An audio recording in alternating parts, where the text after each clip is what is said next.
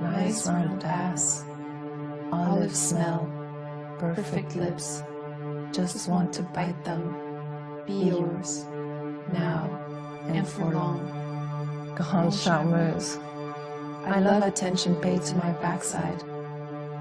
Have you read Virginia Woolf? Dreamed we tripped, and then I went down on you.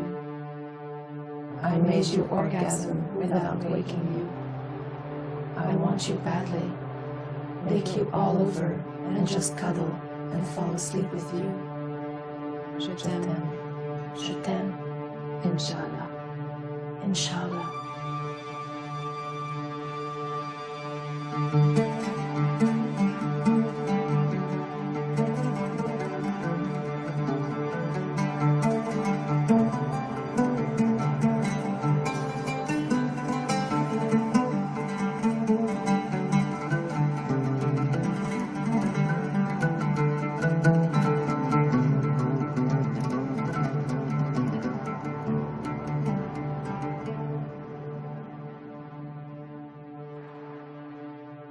Sandra, qui avait un petit truc qui se passait, elle était dans son Blackberry tout le temps.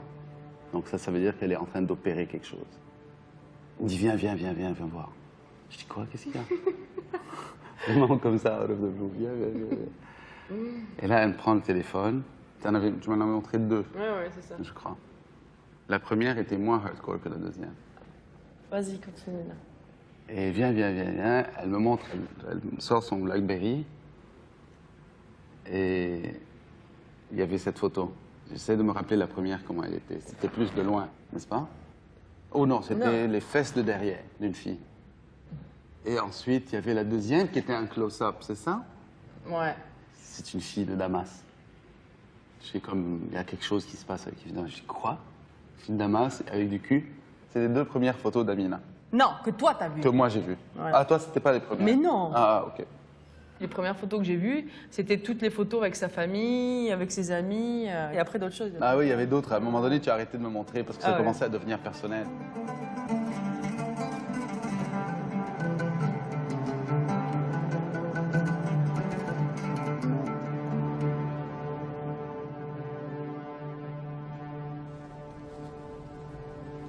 Je dirais que Sandra avait une envie de rencontrer quelqu'un d'un peu extraordinaire. Elle venait sortir d'une histoire bleueuse un peu difficile. Clairement, elle était un peu en demande d'aventure et de grandeur.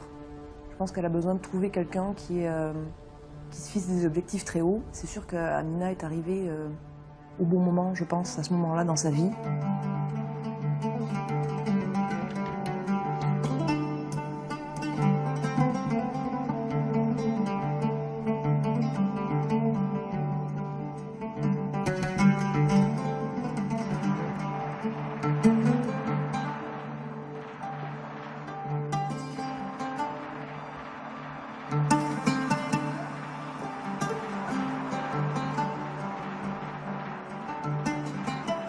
Effectivement, elle était allumée, pas juste le côté physique ou autre, c'était allumée de ce qui se passait en Syrie, en Égypte et tout ça, et que ça, je pense que ça a juste ouvert la porte sur des discussions. Et moi, j'étais vachement réceptive aussi là-dessus. C'était cette fascination que j'ai pour les gens qui sont capables de, tu vois, de se prendre en main et finalement de partager leur point de vue et de croire en tes droits et de faire en sorte que tu les communiques et tu te battes pour. Elle avait une personnalité très forte, Amina.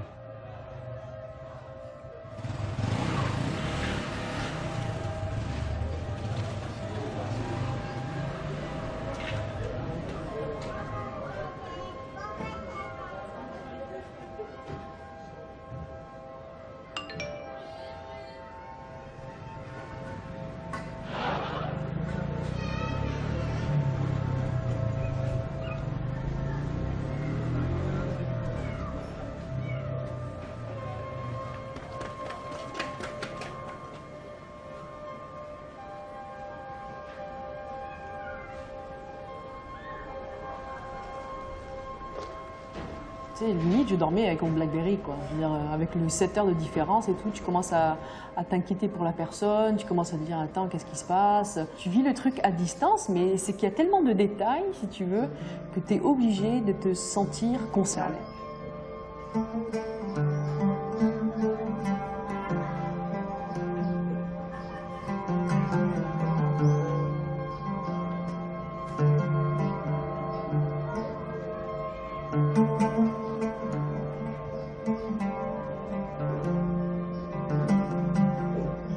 Le 19 février, je reçois un message d'elle qui me dit « Regarde, je vais créer le blog A Gay Girl in Damascus parce qu'avec tout ce qui se passe en Syrie, je pense qu'il faut quand même que j'en parle, etc. » Et moi, je dis « C'est clair, tu sais, en plus, la Tunisie venait déjà de bouger. L'Égypte commençait à bouger. » Il dit « Écoute, avec tout ce qui est en train de se passer en Syrie, là, il n'y a pas... Genre, j'ai toutes les raisons nécessaires pour en parler, quoi. » Je dis, ah oui, absolument. Je me rappelle, je pense que j'étais la followers numéro 2 quoi, sur le blog.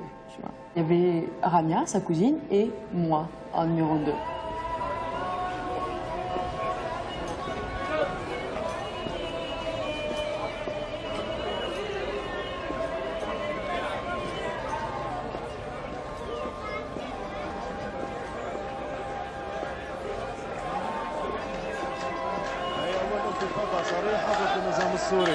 في واحد منهم ما يكون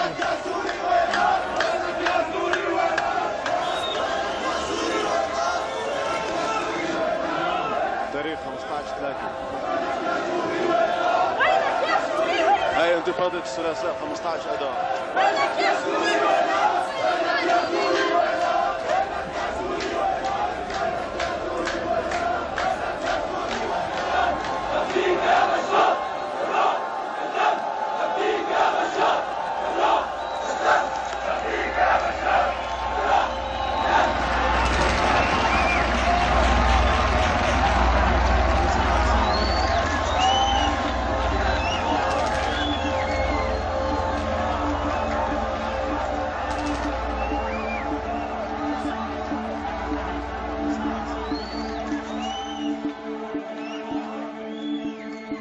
J'ai l'impression qu'il y a une question de timing maintenant. Printemps arabe, personnage qui est mûr pour grandir, Exact. Sandra qui arrive, tout d'un coup Amina prend vie.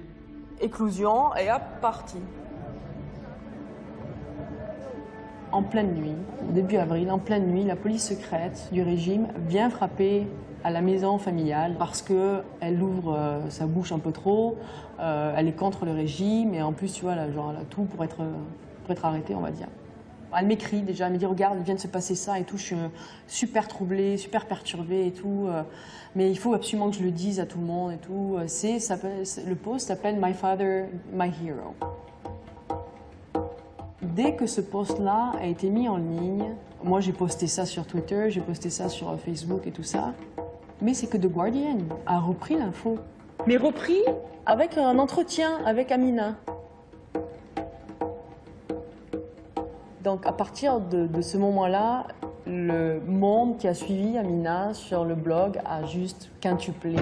Syrian blogger Amina A, who received a midnight visit from security services for posting as an out lesbian on her blog, A Gay Girl in Damascus. Her father angrily defended her and sent them away. 26th of April, 2011.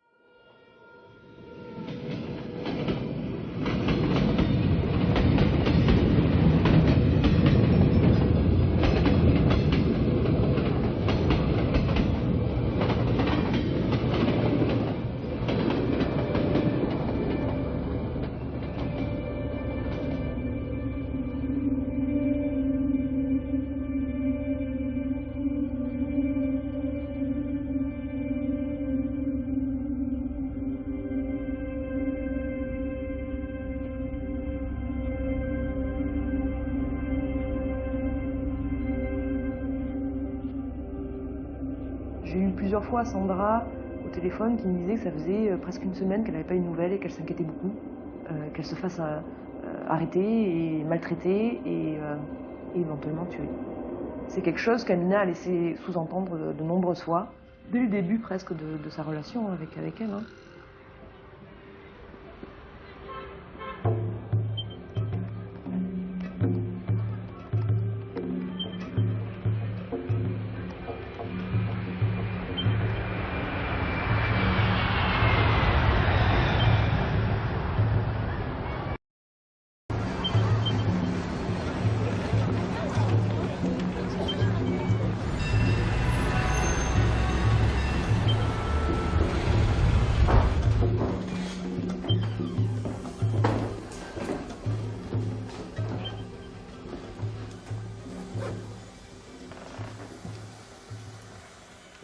If you had to describe to me what the Amina or Gay Girl in Damascus story or Amina is, what would you tell me? How would you explain it to me? I was aware of Amina blogging, as many people sent me links to her post, My Father is a Hero, My Father the Hero, I think. And it was about secret police coming to her door in Damascus in the night and demanding to arrest her, and her father standing up to them. I think they were specifically arresting her for being a lesbian or for her sexual politics. And her father stood up bravely and defended her because of his, he was very confident because of his political contacts with the regime in power that he could talk them down. And so a lot of people sent me this link as an inspirational story of the power of blogging and of women writing online. She was the type of story that news organizations love. 4 words, gay girl in Damascus.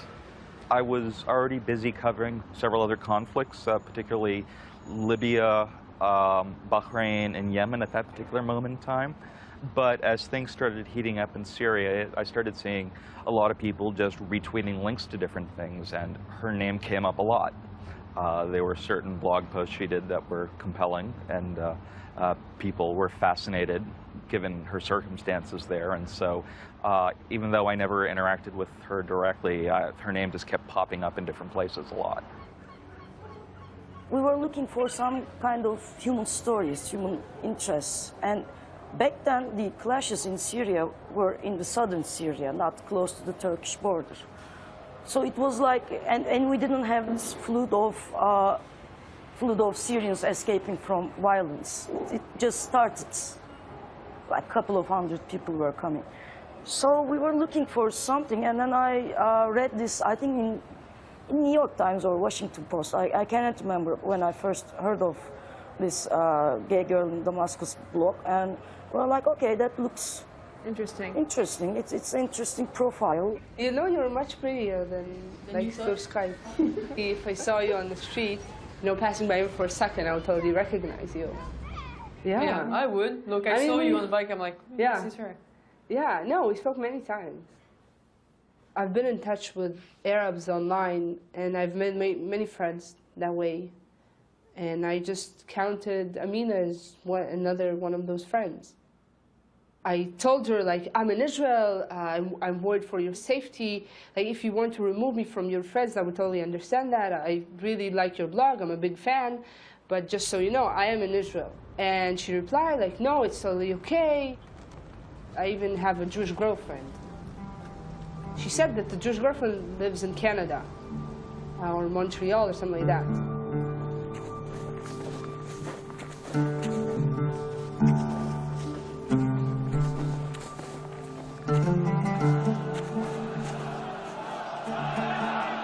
We are under a dictatorship. In the beginning of the uprising, we understand that if we need this revolution to continue, we have to expose the regime. We want to show the real picture about what's going on. The technology helped us a lot. Facebook, YouTube, Twitter, all those social media and the mobile phones. Je me rappelle un jour où elle m'a dit j'étais à l'université à Damas et tout ça, et j'étais en train de protester, il y a un mec qui s'est fait tuer à côté de moi. Et genre le soir, je vois cette nouvelle aux infos, quoi. Révolte à l'université de Damas contre le régime. un mort, étudiant, etc. Tu me dis, quand même, quoi.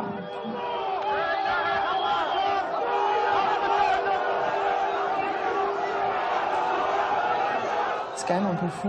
Le problème de la Syrie, c'est que c'était, tu sais, c'était reporté par X ou Y, Z. Tu sais, ils faisaient comme ils ont fait en Égypte, ils ont fait en Tunisie, ils filment, ils passent la carte après en frontière, et à la frontière, il y a quelqu'un qui émet et qui met ça sur la web.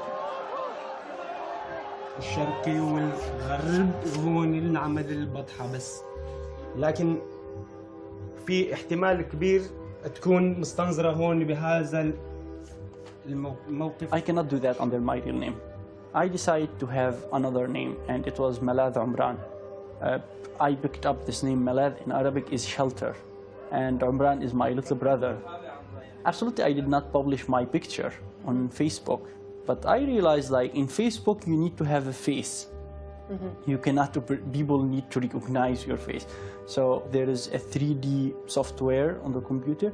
It has basic male face. It's a combination out of 31 male face. It looks like anyone, but it's not anyone at the same time.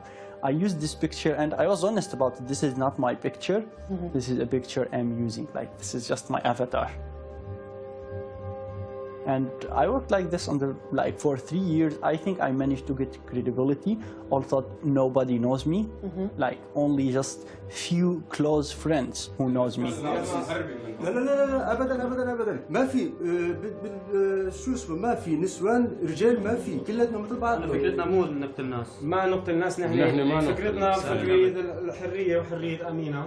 مزبوط مزبوط مزبوط. هيدي تنقوم لك. طيب شوفك بخير. الله يبارك فيك. بدنا تبقوا بخير. شوف عنا يوم الاثنين. ان شاء الله.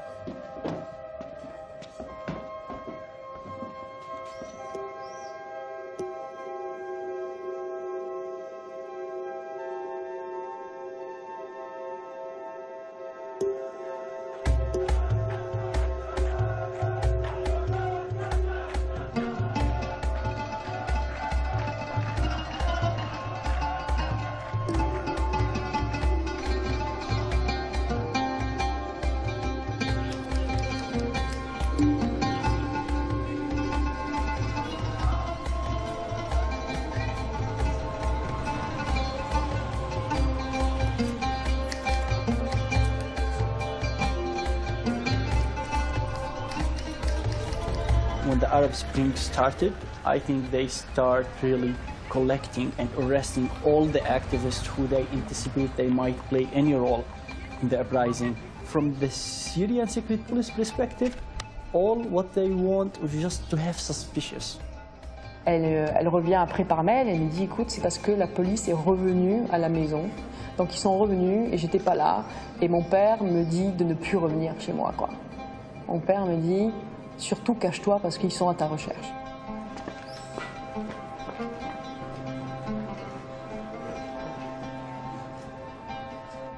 The first time they discovered that Malad Umran is Rami Nakhli, I was speaking on Al Arabiya TV but hiding my face, but they did not change my voice.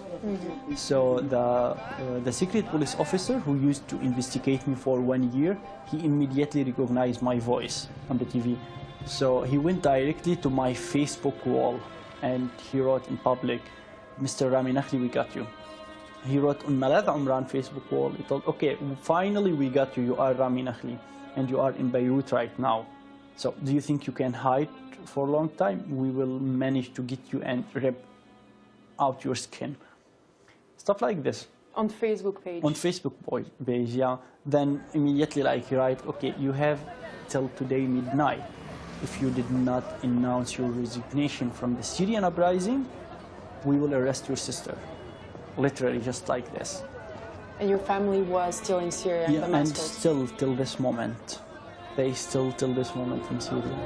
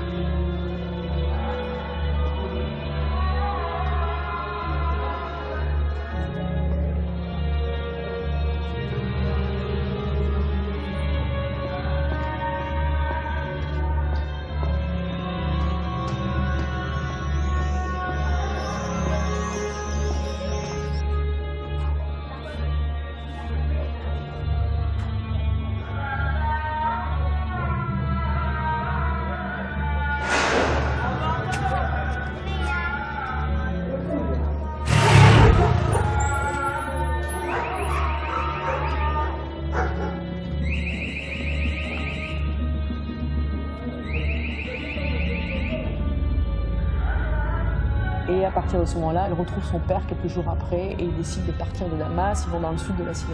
Elle m'écrit, la copine m'écrit, elle me dit écoute, c'est bon, ils sont partis. Mais elle m'écrit d'une façon genre collée, quoi. Elle a dit écoute, si un jour je dois écrire et tout, qu'on est parti, ce ne sera pas clairement dit on est sorti de Damas, ça sera dit d'une autre façon, un code et tout, mais tu comprendras et tout ça. Je reçois un message qui veut genre tout et rien dire. Je fais c'est quoi ce truc là? Finalement, grosso modo, ça dit qu'ils sont partis. Et je sais plus pendant combien de jours j'ai pas eu de nouvelles et tout ça là. Mais elle raconte des trucs là, mais elle continue à poster aussi si tu veux, tu vois. Donc les gens suivent ça, suivent l'évolution de je suis en train de me cacher, le régime est en train de me harceler, je suis en train d'être fichée et tout ça là. Pendant 48 heures, elle est en prison où elle se cache, j'ai pas de nouvelles, elle se cachait dans un fourgon, son père allongé qui a 76 ans, tu vois, bref, des trucs que tu peux imaginer en temps de guerre et ou en temps de... surtout en ce moment si tu veux.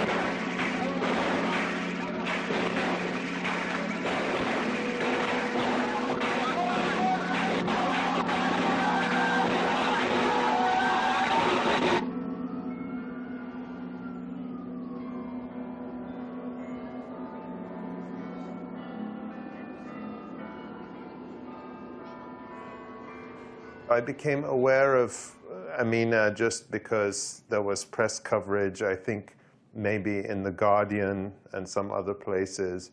And I remember thinking, you know, this is the typical kind of story that the media love.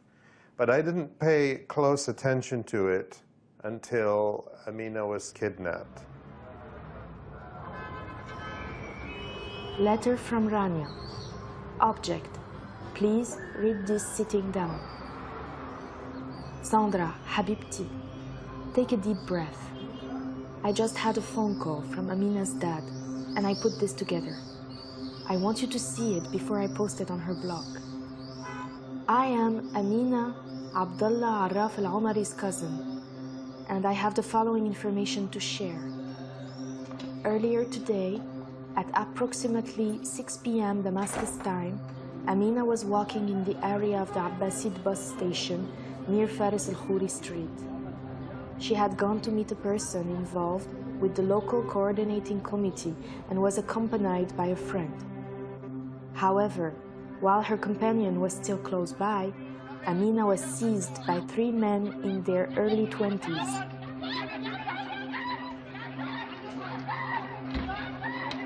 According to the witness, who does not want her identity known, the men were assumed to be members of one of the security services of the Baas Party militia.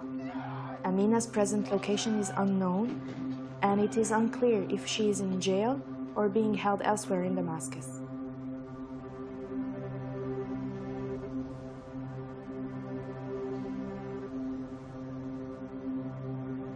All of us, we moved immediately. Like we start to lobby for her. We start to campaign for her in Twitter, in Facebook, to release her. By getting media attention, by profiling her, we can save her life. We can save her some torture.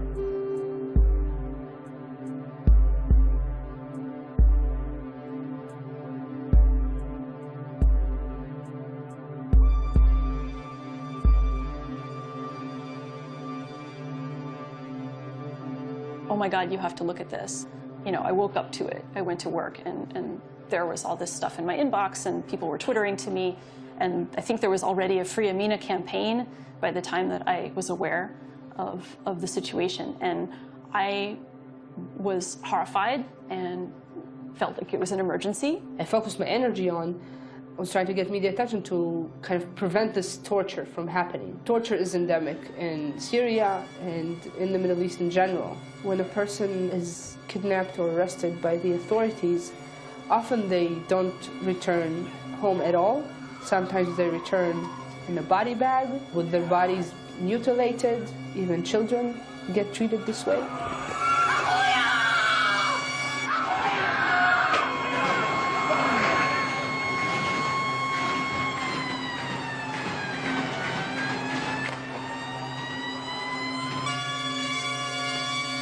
In Syria, it's a known fact that female prisoners get raped, even male prisoners get raped. But female prisoners, especially because the sexual orientation was known, I thought that it was kind of an opening for even more abuse.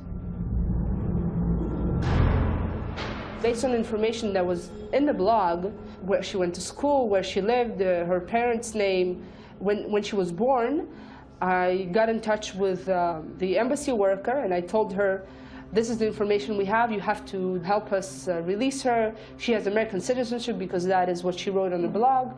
You need to help us find her and release her and put pressure on the Syrian regime.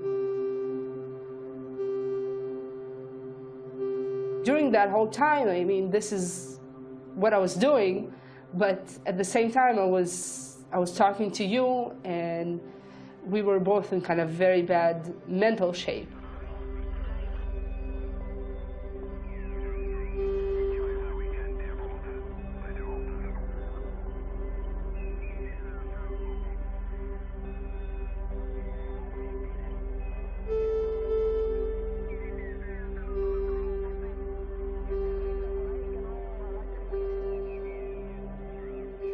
The first thing that we have to do if someone disappears is we need to contact the family, because the family has the priority about what to do. For instance, some people want it shouted from the rooftops, right, that someone's being kidnapped and something must be done. Others actually will want it to be quiet so that they can privately negotiate. We couldn't find any way of contacting the family. Neither, I think, could the State Department. And it just doesn't really happen that someone who you know has close family, that close family isn't doing everything to try and find out what's going on and reaching out to everyone. At some point early into it, I started asking if any of my Twitter followers knew her in person, and no one replied. And then after that, I asked, does anyone know anyone else who knows her in person? And at that point, I got a number of responses, but they were all dead ends. I mean, they were real people, either in Syria or who had been in Syria, but they all had different stories. You know, oh, I only knew her online, or yeah, I would go to meetings in this particular place, but she wasn't there the week I was in town. And so I kept poking around trying to find someone who knew her. And it was around that same time that I got messages from the Twitter user Danny Sees It. At the time, nobody trusted anybody. And he had to trust me somehow because, you know, I'm the only Syrian they know who's gay, who's in Damascus. And what I did is that I have a group on Facebook, and we have like 100, 150 girls on that group. And they're all friends. They're all my friends as well. And they all know me, and they all trust me. So I went online, and I'm like, hey, guys, this is the link to this blog. Anybody heard of this Amina? Did anybody hear of her? And at the same time, I had this gay friend of mine who is anti-regime, but he works with the regime. He worked with the regime. He ran out of the country at the time. I'm like, can you just check if you have her on some list or whatever? And he's like, it's a very touchy thing, and at the same time, it's very risky for him to do that. Yeah, I guess you know what I mean? Because it exposed him. Also. Exactly. So, but like, you know, he read the story and he's like, well, if there's 1% chance that she's real, we don't want the world to think that she's not. So I'll figure it out. So he goes on the record and he finds nothing. Day after day we start, there is something wrong about this. Like, who is this girl? For what meeting she was going for? As she published in her blog, she got arrested in Sahat Lab. She got missed in Sahat Lab Asiyin while she was going to participate in a meeting for the local coordination committee. I have communicated with the committees there. They said they have no meeting at that time. Basically, I posted the picture, tagged everybody. Did anybody see this girl? Anybody knows this girl? I came back empty-handed. So I went to Andy. I'm like, listen, this is very Dutchy. I don't trust it at all, and I don't think she's a real person.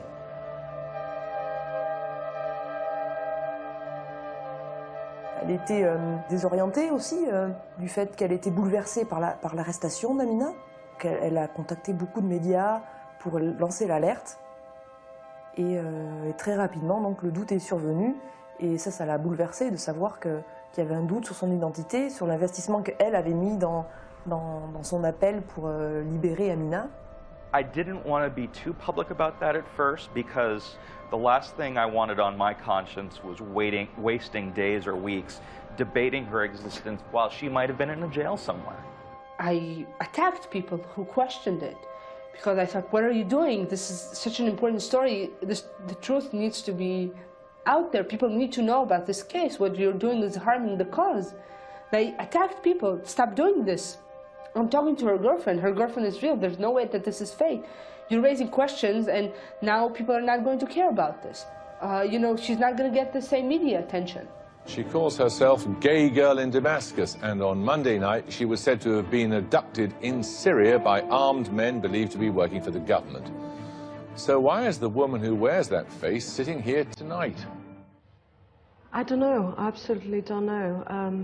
I just realized yesterday I saw my picture on a Guardian online story, and there was my picture published, and before I know it was everywhere.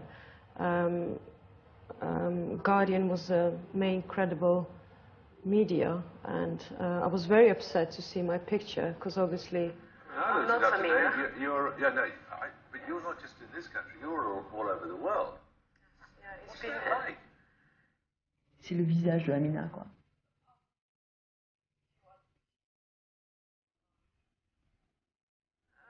It's been very upsetting. The last 24 hours I've been contacted by various...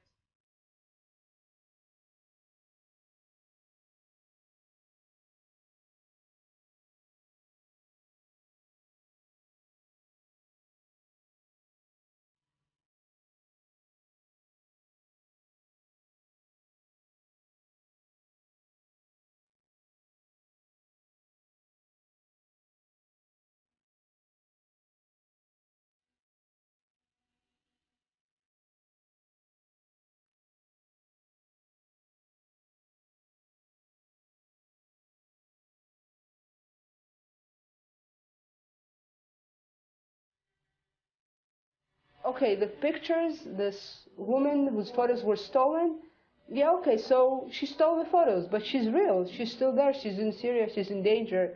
Or at least she's Syrian, okay? Maybe she's back in the States right now, but there's someone who is a lesbian, who is Syrian, and who is writing this. Mahmoud Habad, are you sure that this woman, Gay Girl in Damascus, actually exists? Well, I couldn't tell you that for sure. No one could find out who she was, and that made me go, something was wrong here. I ended up reading back through her archives and reading all of her posts again to see if I could triangulate more on who she was and if there were any clues to if she was using a false name or anything like that. And as I was reading that, I felt like I detected patterns of storytelling that made me suspicious that it was fiction. I just suddenly went, my God, this is fiction.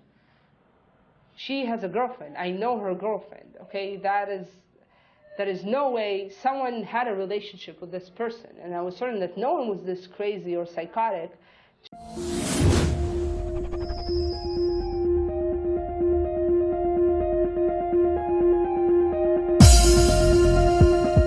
To conduct an online relationship for months just for the fun of it. No, I never spoke to her. I never spoke to her cousin. I never spoke to anyone from her family. That's never happened. So, of course, it's not helping the case of knowing if she exists. But seriously, who's writing? If somebody's writing, and I can assure you it's not me, and there's so many Syrian, I think, details that I only see someone living there. writing about it. Imagine, Sandra m'appelle des fois, j'ai parlé avec Amina, c'était ce genre de discussion. J'ai parlé avec Amina, elle m'a dit qu'aujourd'hui elle doit quitter Damas pour 2 jours. Suppose que ça c'est une information que tu reçois avant. Ouais, tu l'as vu au Tu quotidien. penses pas, tu as parlé comment, est-ce que tu l'as vu, est-ce que tu l'as snipé. C'est comme elle a parlé avec Amina d'une façon ou d'une autre. Ça aurait pu être tout à fait normal. C'est pas nécessairement absurde en soi que tu lui aies jamais parlé. Mais non, mais c'est... Non, mais attends, on réalise que si. People started suspecting each other. So even, you know, Ryan, who operated the page, he told me, like, so admit this, you did this, you're Amina. Like, no, I'm not. The first thing I thought of was, well, are you actually Amina? As soon as I started doubting that Amina was real. And as I looked at your online identity, you had other aliases. So I was like, here's somebody with multiple names online. We work on the question of Palestine. We work in a context where there have been a lot of online propaganda efforts, including by Israel, to create online personalities or to try to counter what they see as our online presence with other characters. And Ben started to investigate the profile of Amina, particularly on Facebook. Then we discovered that, Rania was my friend. Amina was your friend. And Amina was my friend, and was also friends with a lot of people who we were close to. The fact that we felt that there was something really at stake and close to us, targeting us, was really motivated us to start to investigate it. Electronic Intifada sont les premiers à avoir associé Amina à 2 personnes dans la vraie vie. The oldest pieces of online evidence that we had about Amina were from the 2006. We talked to people who had interacted with Amina on an email list. The curious thing was Amina would say she was going to come to events, and then she would never show up. One of the reasons that she gave was that she didn't go to events because there was alcohol there, and she didn't want to be around alcohol. Parmi les traces qu'elle a laissées en ligne, on trouve un groupe de discussion au sujet du Moyen-Orient qui se nomme The Crescent Land. Ce groupe, opéré par elle, laissait voir son adresse. And once we had that address in Georgia, we had property records and tax records and things like that are all public. The property record showed no evidence that this house had ever belonged to, Amina's parents, as the narrative had been. So the question that came to mind for us was, how far did this hoax go? Who is behind it? Selon les comptes de taxes de cette propriété de l'État de la Géorgie aux États-Unis, la maison appartient à Thomas McMaster depuis de nombreuses années. On sait aussi qu'il l'occupait grâce à une invitation à un barbecue envoyée à des amis via Facebook. En 2007, McMaster a partagé son titre de propriété avec Britta Fröhlicher, à laquelle il s'est marié. Once we had Britta Fröhlicher's name, we were able to go through her online photos. Dans l'entrée de blog appelée Ironie, Amina a posté une photo d'une affiche en Syrie. La même photo apparaît dans le compte Picasa de Britta Fröhlicher. Par contre, le fait que l'image, dans le blog d'Amina, ait un cadrage plus large, laisse entendre que la photo n'a pas pu être simplement volée du compte Picasa de Britta. La personne derrière le blog d'Amina avait clairement accès à l'image originale. Beaucoup d'autres photos dans le compte de Britta la montrent elle et McMaster en Syrie. Et je retrouve plusieurs autres images de la Syrie. Je connais ces photos, quoi. Et ces photos-là m'ont été envoyées par Amina quelques mois avant. Regarde, je suis sortie, je t'ai envoyé des photos, etc. Ou tu veux voir à quoi ça ressemble, Damas, voici des photos. Le site Let's Get Real, qui rassemble une importante communauté de lesbiennes, a publié 19 articles supposément de la plume d'Amina. Let's Get Real dit aussi avoir assisté Amina lors de la création du blog A Gay Girl in Damascus. Paula Brooks, l'éditrice de Let's Get Real, a divulgué 2 adresses IP qui auraient été utilisées par Amina pour avoir accès à leur serveur. If you have a blog on common blogging platforms, you can see the computer numerical address of the network connection. You can look up that number and narrow it to some geographical region. In Amina's case, it was narrowed down to Edinburgh. Ah oui, mais Édimbourg m'a dit qu'elle devait aller étudier à l'université, mais étrange, pourquoi il y a tout de suite Édimbourg dans le truc? En 2010, Tom McMaster a publié sur Facebook la nouvelle de son déménagement de Stone Mountain, Géorgie, États-Unis, vers Édimbourg, en Écosse, avec à l'appui 47 photos de ses premiers jours à Édimbourg.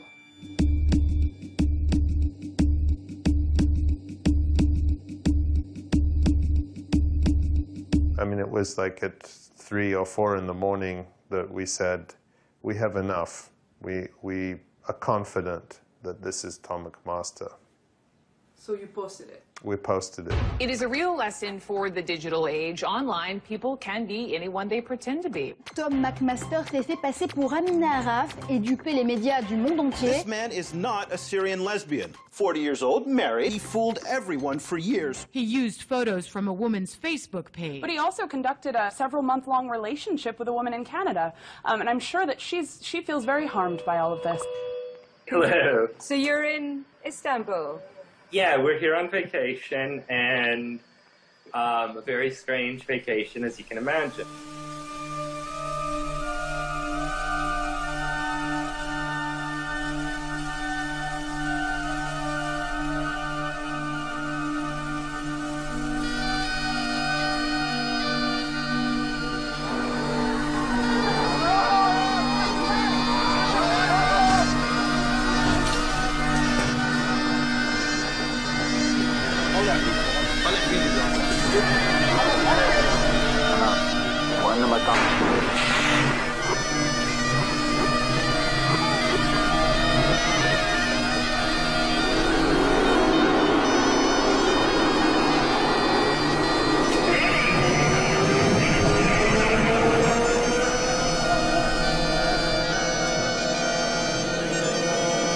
تتكثف خيوط التآمر على سوريا يوما بعد يوم. مثلية جنس، الصفة التي تشكل قاسما مشتركا بين أكثر من بطل لما يسمى الثورة السورية، وأبطالها يجدون حزنا ذاكرا.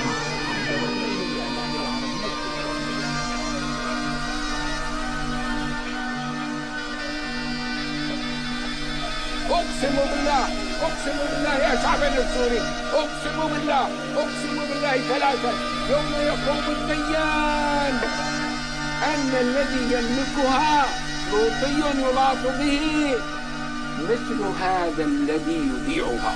There's this guy, American guy, and he is saying that he's a lesbian in Damascus, trying to say that there is a revolution in Syria where there is none, trying to bring all the sinful thoughts of lesbianism to Syrian pure women.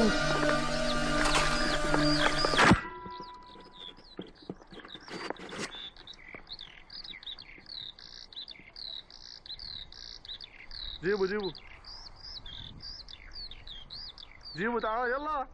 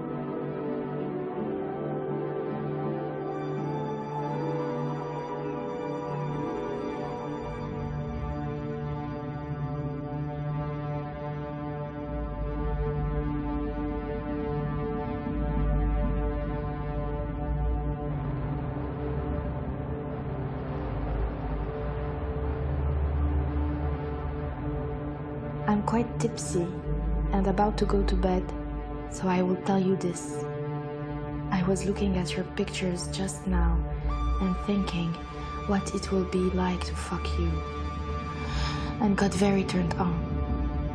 So I was fucking myself with my hand and imagining it was your hand that was touching me. I ache to feel you in my sex and to taste you. I was imagining what it will be like when I go down on you, how good you will taste, and how incredible it will be to make you orgasm. And I was thinking of what your face will look like when you do. Amina has an online identity that goes back sort of 5 years on gay dating profiles. Explain that to me. Okay, well, I was trying to set up a full personality. And, I also wanted to develop my sort of writing conversation skills. And, just to be able to interact with people, as best I could. And that is the reason, is it, for the quite detailed, I mean, there's a lot of lesbian erotica on the blog. There is, why the lesbian identity and why so involved? Because it's hard. It's hard. For me, it's a challenge. I like the challenge. People were asking questions. They were trying to understand what's going on. Who the hell is this guy? And is he crazy? Is he a maniac? Is he a psycho? Whatever he is. So we had the interview. It was weird. You're gonna ask me about the interview part, right? He was really relaxed compared to the situation he is in. And I was like, okay, whether he didn't understand what he has done or he doesn't care. And his wife was around. She was coming and going, and she was actually dealing with scheduling all the interviews. When I came, I think he was on the phone with BBC, and when I left, she came and said, okay, we have to cut the interview because you're gonna have a Skype interview with Guardian, so he has to go inside. Yeah, I mean, it's the weirdest interview I ever had. I asked him that question, what about Sandra Bagaria, this Canadian woman? But I should tell you this, he first checked around to see whether his wife is around or not. So he, started to take a piece of napkin, he started to clean the table. He was very uncomfortable with the situation when your name came up. Est-ce qu'il était dedans ou pas? Sophie dit que c'était inévitable qu'il soit tombé amoureux de toi. Ouais. Et maintenant, regarde tout ça. Est-ce que ce mec-là est capable d'aimer vraiment? C'était juste un tri. Je sais pas moi si. Well, he spent months and it was in depth.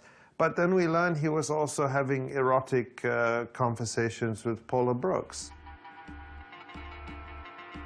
Paula Brooks was the first blogger that I'm aware of that linked to Amina's blog and talked about her as a lesbian blogger. Paula Brooks in Let's Get Real featured Amina as a guest blogger. And as I found out later, was telling her fellow bloggers, this is going to make us famous. We're going to get rich. We're going to make like thousands of dollars, because of the increased traffic to the blog. So we started to ask, well, who is Paula Brooks? And then we started to dig into Paula Brooks, and we found there is no Paula Brooks. I mean, there was nothing to corroborate the narrative of Paula Brooks, that she is this person with, who is deaf. Lesbian, mom of twins. Her children, after her partner died. Who loved to surf. Has multiple PhDs. And lived in the Outer Banks of Carolina. Who works at the Smithsonian Institution. And had a dog named Sammy. She was so accomplished. I mean, there was really an admirable persona. I think I left out the part where her partner had breast cancer and died. And then she adopted a deaf boy from Belize. And we were checking obituaries to see if there was anyone who matched the description of her partner. We were checking academic conferences. I mean, it's impossible to get a PhD or how many degrees she had on, you know, topics like related archaeology and never present a paper at a conference or have no articles in an academic journal. It's not possible. And she wasn't really as good of a writer as Amina. She was a little bit, she registered to me as somewhat different in social class, and she wasn't skilled with grammar and spelling and things like that, and would, you know, put 16 exclamation points into a sentence in all caps. Okay, Amina is a hoax, and we think Tom McMaster is the person behind the hoax. But is he also behind Paula Brooks? But the part that didn't make sense is if he's behind Paula Brooks, why would he also be exposing his own hoax? Paula Brooks, editor of Let's Get Real, is also a man. But there was just constant drama. Like one drama would die down a little bit and then something else would pop up. And that was the mind-blowing part, to discover that, you know, we were dealing with two separate hoaxes. Bill Graeber confessed to being Paula Brooks, but talked about his own military experience and his life and his motivations in ways that were completely false. So I was writing to reporters and newspapers saying, and calling them up and just saying, you guys have been hoaxed yourselves. Like, if you're reporting on a hoax, you need to check out who everyone is, because somebody is going to be lying to you. And when the hoaxer confesses to you, they're still going to be lying to you. I know I asked Ben sometimes, are you sure Sandra exists? but I asked him that this morning. He said, well, you're going to find out. Here we go. It's amazing to meet you, because you were, to me, when this happened, you were like a character in a story. You were a suspect, but you were also like an actor in the play, in the drama. Le blog A Gay Girl in Damascus a été actif pendant 112 jours. Il compte 135 entrées, en moyenne plus qu'une par jour. Clairement, plusieurs heures d'écriture et de recherche. Le blog comptait 2180 abonnés et 1841 commentaires, sans compter des réponses personnelles, puisqu'Amina a partagé son adresse email.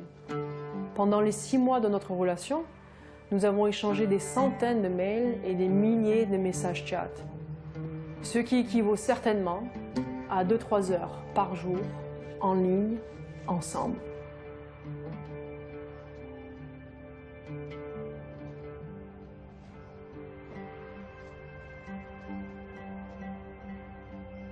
It's a lot of work, though. It's a lot of work. Just fill in the gaps to be sure that it's like you have a pretty rigid and good chronology of your persona. The idea of Amina as this very attractive, compelling character with a complex story, who is both a source of information and informant, and seems very authentic and very risky and exciting, and at the same time is a character that the audience, the intended audience, which was a Western audience, could identify with. You know, I think that's the formula that allowed Amina to reach such a huge audience at that moment. I think the context of the Arab uprising was important.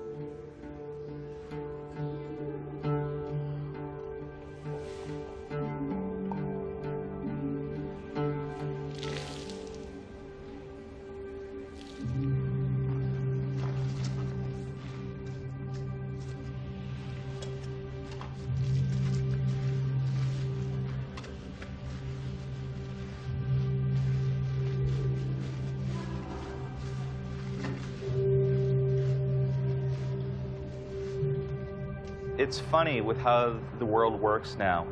that all it takes is one credible source to vouch for another to have many other people believe that they're correct. Because, you know, the Guardian's, they're an amazing news organization. They get it right the vast, vast majority of the time. But in this particular case, just because of a few words suggesting that it happened in person, that was enough to make others either comfortable or frankly complacent in doing their homework.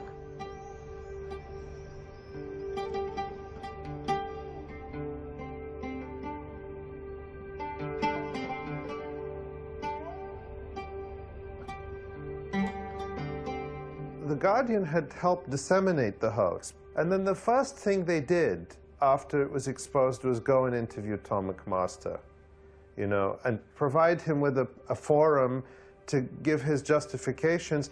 And we have no reason to believe anything he says, you know. We have no reason to believe one word that comes from his mouth. So why do you go and interview him? It wasn't a victimless act. You know, they should talk to the people who have been harmed by him. They should not make Tom McMaster the center of attention. I think what was very difficult for me was not the fact that he was a man. I think was he betrayed not me only, but a big number of people that were actually fighting in Syria. I can deal with the emotions, the hate I have. I can see someone, I can talk to my friends, but the thing that he actually put and did for Syrian was, for me, very outrageous. And for the gay people, even more. That's both sad and time-wasting and divert us from the actual disaster that is going on. And your mission also. He was like the holier-than-thou attitude. I'm just trying to bring attention to those poor people in Syria. And I'm like, well, we have voices. Thank you very much. We can talk. I speak English. Other people speak French. Other people speak Russian, if you want. We know how to create blogs. We have tons of blogs. We can talk. Thank you very much. Now back off. All you did is create shit for us. The Syrian activists, they don't have like an unlimited amount of sympathy and time to play to these things. And also, one of the things they really struggle with is the framing of whatever battle or situation they're trying to accurately document by the West. The Gay Girl of Damascus, this story, it was really like big shock for our credibility and for what we were working for.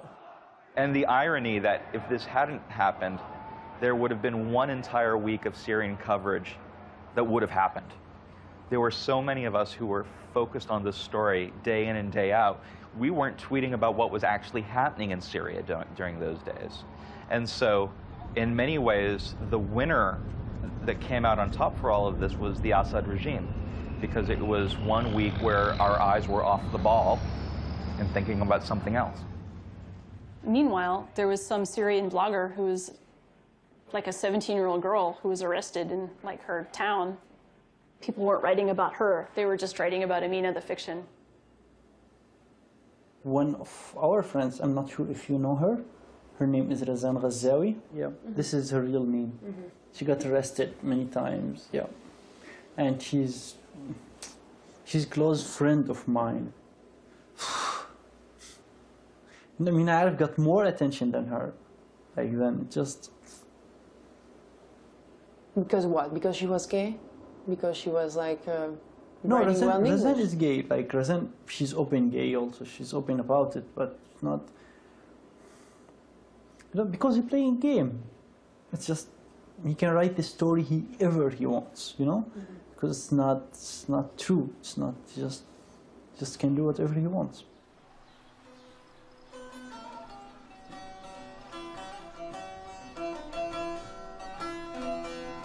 هذه البلاد قاحلة وجفافها شديد، فلو صرت هذه الشجرة سأحنو على الذين يستظلون بي، وسيكون ظلي رحمة لهم أمنحها بلا مقابل.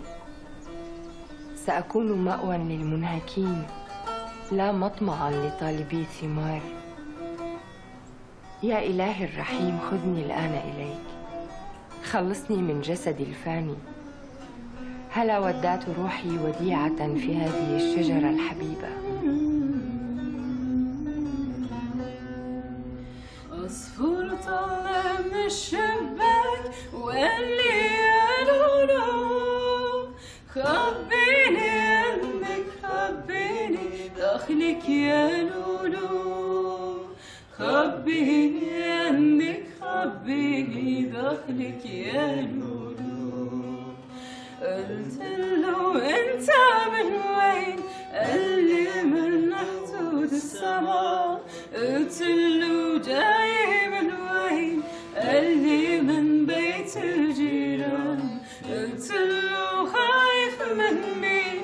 قال لي من قفص رمان. قلت له ريشاتك وين؟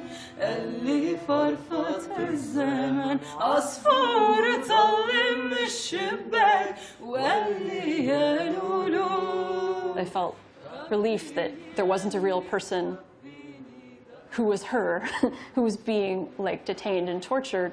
On the other hand, there were real people being detained and tortured who maybe weren't blogging. So I felt very conflicted because I realized this identity, this identification process I've gone through that I care about what happens to her is very artificial and almost meaningless.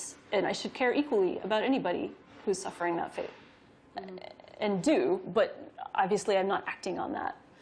So I felt that it exposed some of my own, maybe inconsistency or hypocrisy, even while I was trying to do something good. I was angry for myself, and I was especially angry for you. And he's going to get away with it, It makes me very angry that this is not in some way illegal. To impersonate someone else and start a relationship with them and make people care about you, make people worry about you, and make the State Department chase people and try to look for this fake person. Qui dit qu'il n'a pas un autre personnage maintenant? Mais personne ne dit. Peut-être que c'est une autre Amina maintenant, c'est une latino, je sais pas moi. Ouais, peut-être que c'est une latino. Mais de toute manière, il est tellement présent en ligne, regarde, la preuve. Dès qu'on parle de lui, il le sait. Il réagit tout le temps. Donc, il sait ce qui se passe. Il continue à suivre. Il continue à avoir ce souci de qu'est-ce qu'on dit sur moi, quoi. Tu vois ce que je veux dire? Donc, le mec, il est peut-être encore en train de développer des relations en ligne, peut-être en train de développer des profils en ligne. Il a trop investi dans ce personnage pour qu'il y mette terme, comme ça. Peut-être qu'il voulait prendre une pause. Donc pour toi, c'est qu'il s'est fait prendre à son propre piège? Oui, lorsqu'il l'a kidnappé, ça y est. C'est lorsque Has anyone met Amina? C'était la question que Andy Carvin a posée, c'était la fin de Amina. For me, the story ended a long time ago, but at the same time, there are lessons to be learned from it. And I think, in many ways, you have ownership of the story, in the sense you get to decide when it ends.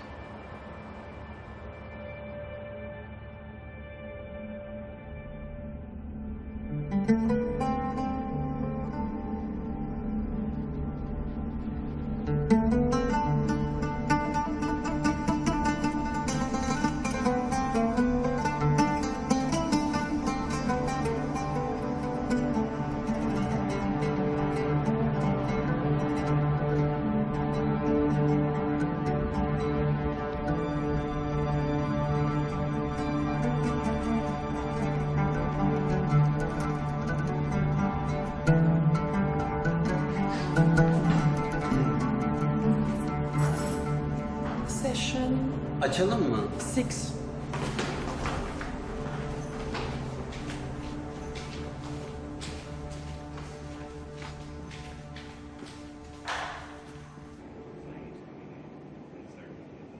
Oh, c'est lui qui parle.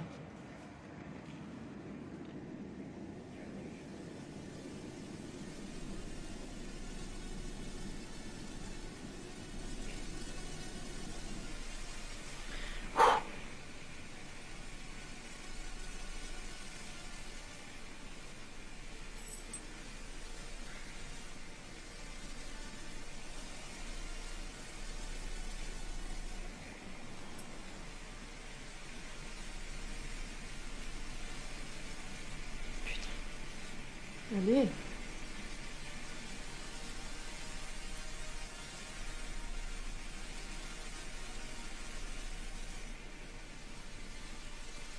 Ça m'emmerde de pleurer pour ça.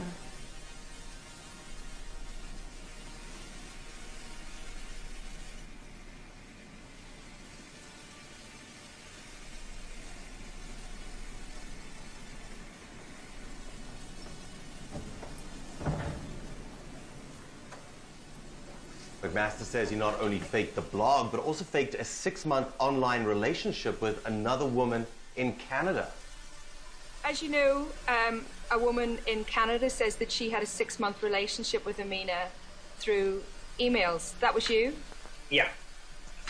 Yeah, and I feel really guilty about that. Why did you do that?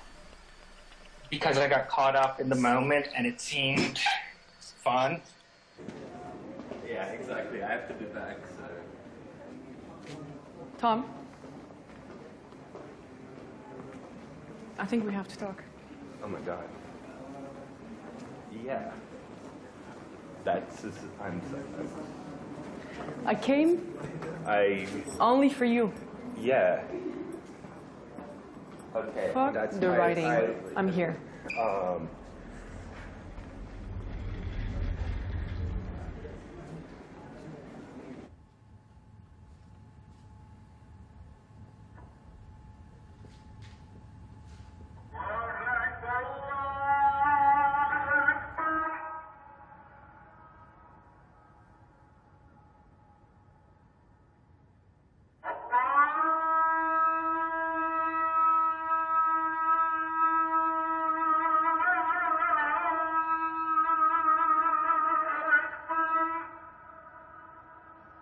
She slowly grew from over a 10-year period, from being this amusing character. And she kept growing and becoming this very likable person. And in some ways, it's like, honestly, it's like, she's more likable than I am. You know, that she's more fun than I am, you know? And when you have things that, you know, you've written 10 novels that you've sent to publishers, everyone's been rejected. You know, the fact that suddenly my fictional writing Is getting here. is, yes, my opinions and analysis of the Syrian political situation, which, you know, is being listened to and taken serious. This is so, both things being, these were things I'd craved.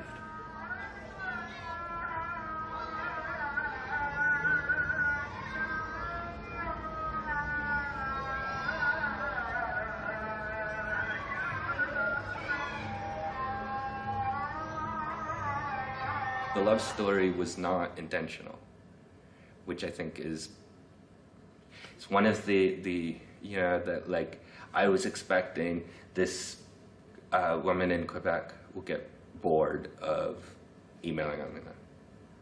Or I'll get bored of replying to her and just, you know, forget it.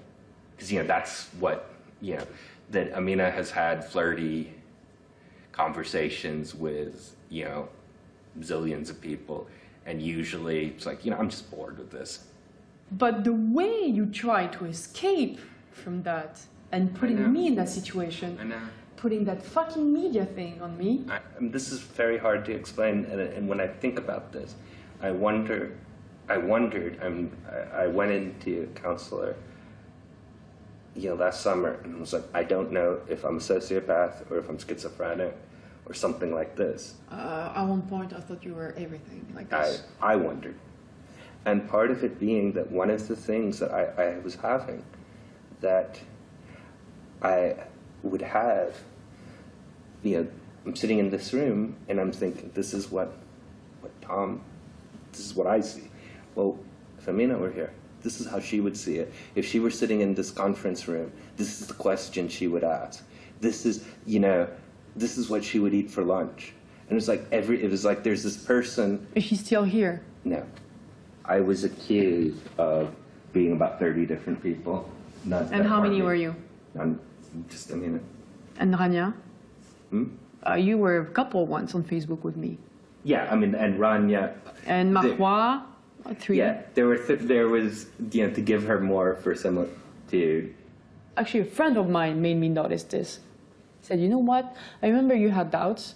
Every time you expressed them, Amina or Tom was coming back and just grabbed you with something more detailed or more dramatic or playing with the feelings and the emotions instead of... Yeah, exactly. So this was a very conscious, very voluntary I know, exactly, behavior. exactly. But it was at that, you know, when I'm responding, I mean, it's hard to explain because I'm responding as Amina. This is Amina responding. Yeah, You know, Amina doesn't want you to go away. I know, but this is where it's sick.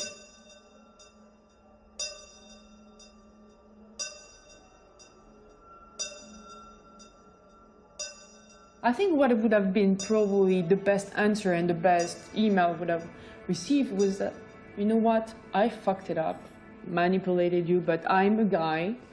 I am 40, I live there, and I really have to say that even if I'm a jerk on this story, I like you, you know.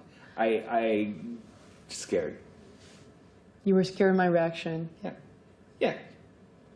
Yeah, because I mean, I'm sure that, you know, the same way that I would have reacted. I mean, I know how I would react. I would be like... But you know we were different. I know. But with, you know, that, like, I know how I would react in that kind of position, and I would be like, I'm hurt and I feel like an idiot. Mm-hmm. You know, I'm both hurt and I feel like I've been made a fool of. Yeah. And I hate being made a fool of.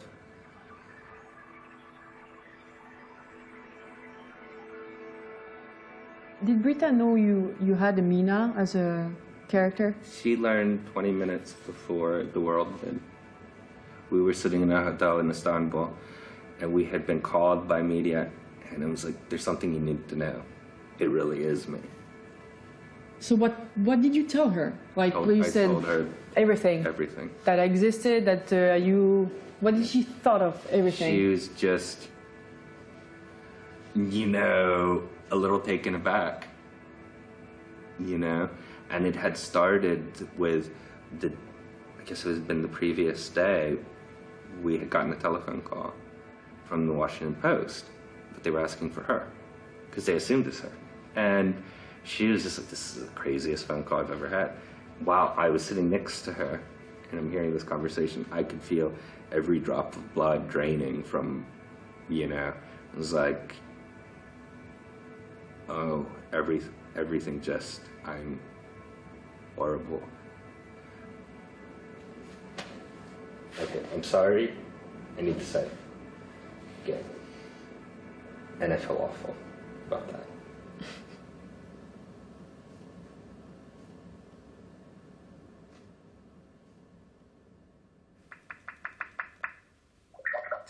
T'es là?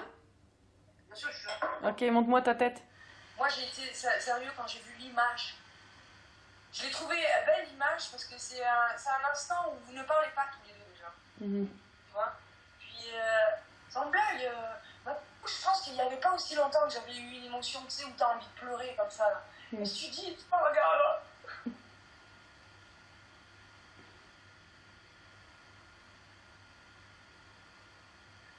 Quand j'ai vu ça, je me suis dit, merde.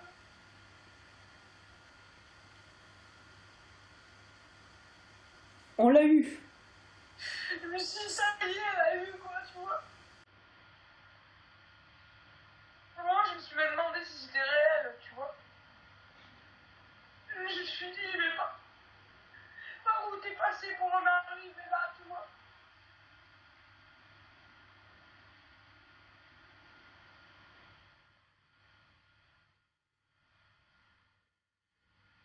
Et t'es là devant lui, quoi.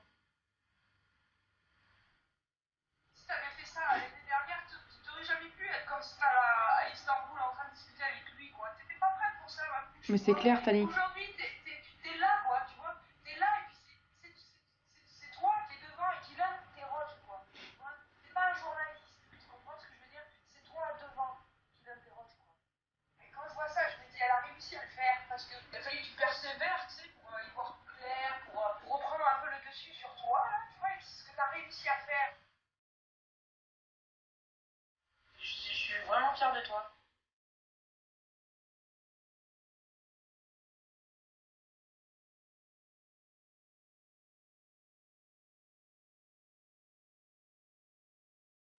it's a movie story, you know?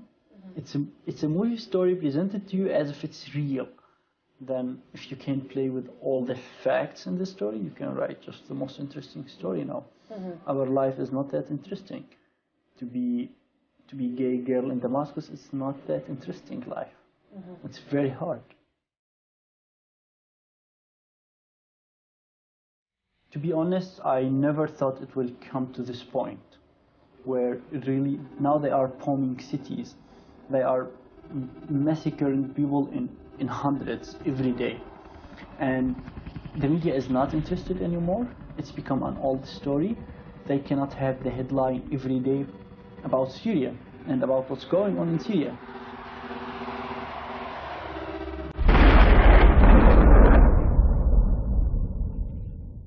It's becoming old news that, okay, 100 killed in Syria, but okay, we know that every day it's happening. It's not new news anymore. This is the situation. People now, they are dying in the dark.